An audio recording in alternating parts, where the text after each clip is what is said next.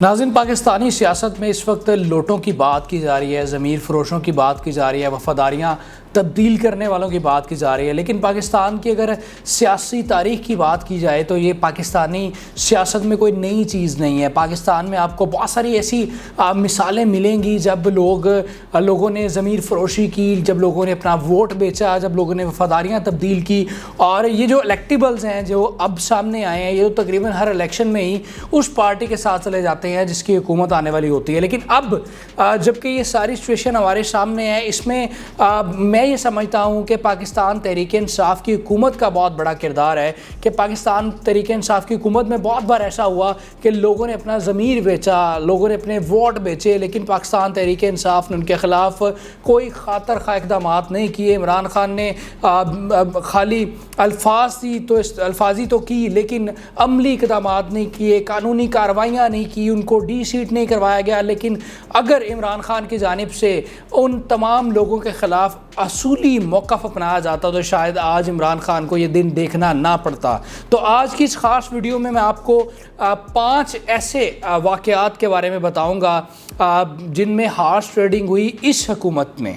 مطلب ابھی جو عمران خان کی اب تک کی جو حکومت ہے، اس میں 5 بار ایسا ہوا کہ جب مبینہ طور پر ہارس ٹریڈنگ کی گئی۔ ان تمام 5 واقعات کی تفصیل بتاؤں گا، لیکن اس سے پہلے میں آپ کو یہ بتا دوں ناظرین، آپ یوٹیوب دیکھتے ہیں، سوشل میڈیا دیکھتے ہیں، آپ کو 2 قسم کے لوگ نظر آتے ہیں۔ ایک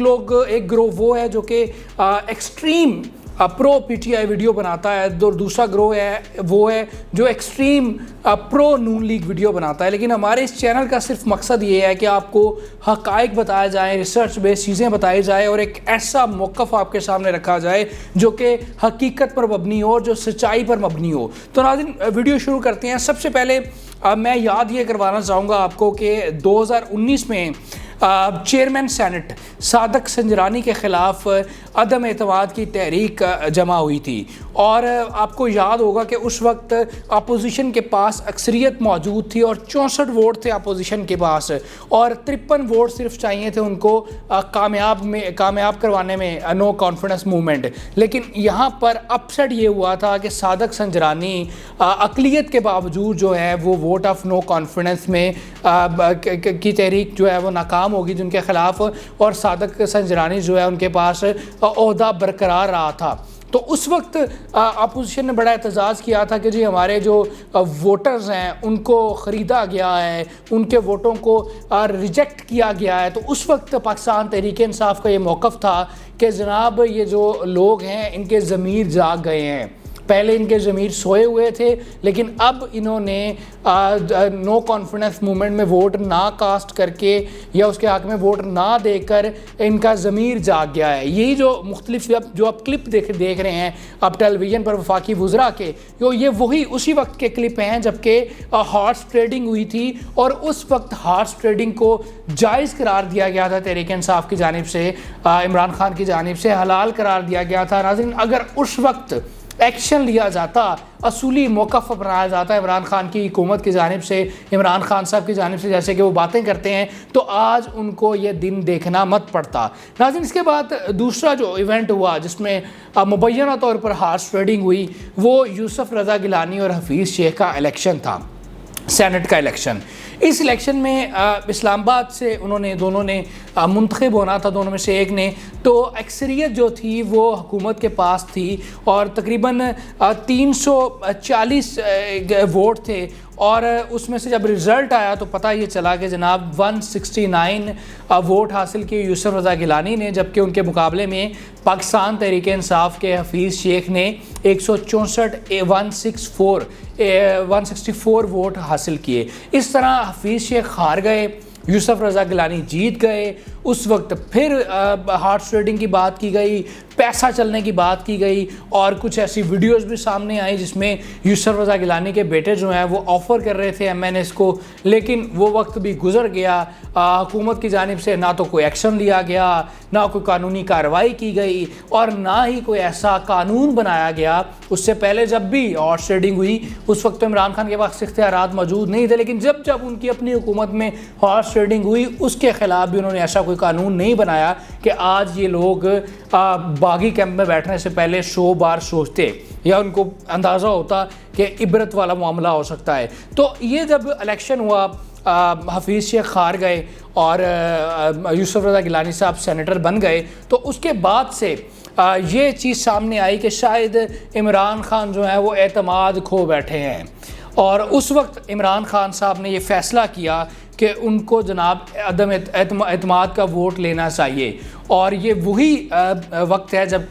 جس وقت کہ آپ ویڈیو ٹیلی ویژن پر اور سوشل میڈیا پر دیکھ رہے ہیں، جب عمران خان صاحب یہ کہہ رہے ہیں کہ جناب میں اسمبلی میں جاؤں گا اور اپنے اراکین سے اعتماد کا ووٹ لوں گا. اگر لوگ سمجھتے ہیں کہ میں اس اہل نہیں رہا کہ مجھے وزیر اعظم رہنا چاہیے تو آپ میرے خلاف ووٹ دیں. یہ وہی عمران خان ہے جو کہ اب تذبذب کا شکار نظر آ رہے ہیں. اس وقت وہ کلیئر تھے اعتماد کے ووٹ کے حوالے سے. تو یہ دوسرا ایسا ایونٹ تھا جب مبینہ طور پر ہارس ٹریڈنگ ہوئی لیکن کچھ بھی نہیں کیا گیا. ناظرین، اس کے بعد تیسرا مومنٹ ہے جب ہارس ٹریڈنگ کی گئی مبینہ طور پر، وہ پھر سینٹ الیکشن ہے، چیئرمین سینٹ کا الیکشن ہے، جس میں صادق سنجرانی اور یوسف رضا گیلانی جو تھے وہ آمنے سامنے تھے. ناظرین، اس الیکشن میں بھی صادق سنجرانی نے 48 ووٹ لیے اور کامیابی حاصل کی، جبکہ ان کے مد مقابل یوسف رضا گیلانی تھے، انہوں نے 42 ووٹ لیے. اس الیکشن میں 8 ووٹ ریجیکٹ ہوئے اور اپوزیشن کی طرف سے یہ الزام لگایا گیا کہ یہ ان کے ووٹرز تھے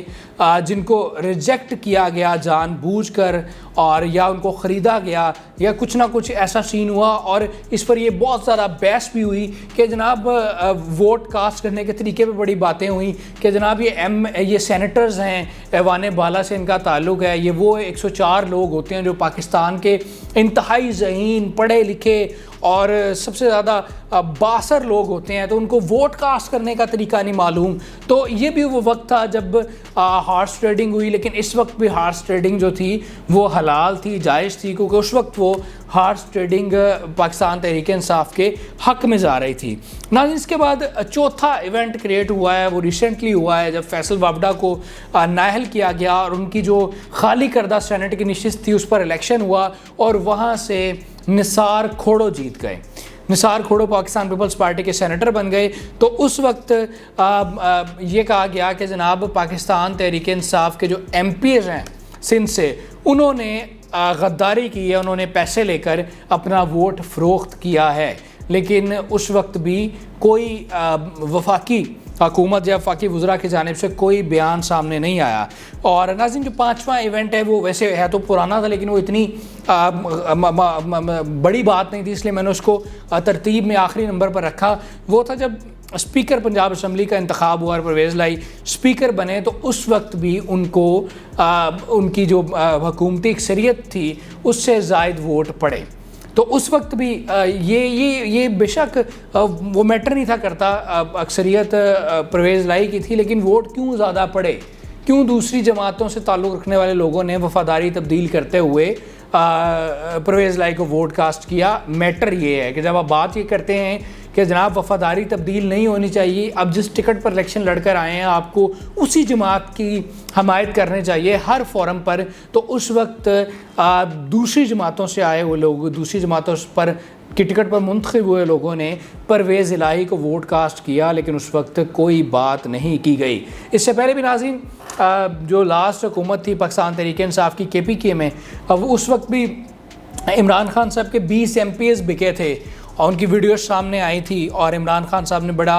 بڑے بیان دیے تھے کہ ہم ان کو پارٹی سے نکال دیں گے اور ایسے ہوئے گا، ان کے خلاف کارروائی کریں گے، لیکن اس وقت بھی کوئی خاطر خواہ کارروائی نہیں ہو پائی. تو میرا کہنے کا مقصد آج کی ویڈیو میں یہ تھا کہ جو اب ضمیر فروشی کی بات کی جا رہی ہے، لوٹوں کی بات کی جا رہی ہے، ہارس ٹریڈنگ کی بات کی جا رہی ہے، یہ پاکستانی سیاست میں کوئی نئی چیز نہیں ہے. اس سے پہلے چھانگا مانگا کی سیاست بھی ہوئی ہے، لوگ بکتے رہے ہیں، لوگوں نے اپنا ضمیر بیچا ہے، لوگوں نے ووٹ بیچے ہیں، لوگوں نے وفاداریاں تبدیل کی ہیں. لیکن عمران خان صاحب جو کہ باتیں کرتے تھے اصول پسندی کی، تو میں ان سے یہ ایکسپیکٹ کرتا تھا کہ جب ان کی حکومت آئی تھی تو وہ ایسی کوئی قانون سازی کرتے کہ یہ جو چیپٹر تھا کلوز ہو جاتا ہمیشہ کے لیے، کہ ایسی سخت قانون سازی ہوتی کہ کوئی شخص اپنا ضمیر بیچنے سے پہلے، اپنا ووٹ بیچنے سے پہلے وہ 100 بار سوچتا کہ اگر میں نے ایسا کیا تو میرا انجام بہت برا ہوگا. تو ناظرین، یہ آج کی ویڈیو تھی. جس میں میں نے آپ کو 5 ایسے ایونٹس بتائے جو اس حکومت کے ٹرن میں ہوئے، اور وہاں پر ہارس ٹریڈنگ ہوئی، ضمیر فروشی ہوئی، وہاں پر لوگوں نے وفاداریاں تبدیل کی جو کہ نہیں کرنی چاہیے تھی۔ تو امید کرتا ہوں کہ آپ کو میری یہ ویڈیو پسند آئی ہوگی۔ میرا فیس بک پیج ضرور لائک کیجئے، یوٹیوب چینل کو ضرور سبسکرائب کیجئے گا، اور اگر آپ کا بھی کوئی سوال ہے، یہ جو پولیٹیکل سینیریو بنا ہوا ہے، تو مجھے کمنٹ میں ضرور بتائیے گا، میں انشاءاللہ اس کو ضرور ایڈریس کروں گا۔ اللہ حافظ۔